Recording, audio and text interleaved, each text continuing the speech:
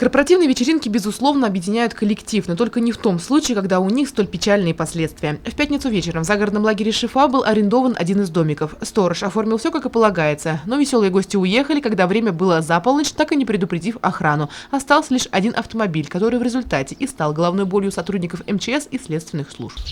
Стоит, ну ладно. А потом, когда уже загорело, потом только подумал, может быть, напился он сел, мало ли. Может, оставил, утром приедет, заберет.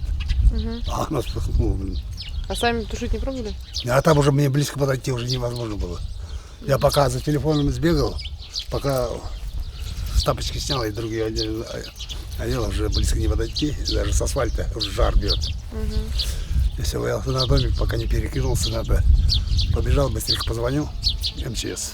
Только после того, как пожарные принялись тушить вспыхнувший автомобиль, в передней части авто они обнаружили труп. Как выяснилось позже, погибшим оказался мужчина из Хайбулинского района, один из участников вечеринки. По данному факту ведется доследственная проверка.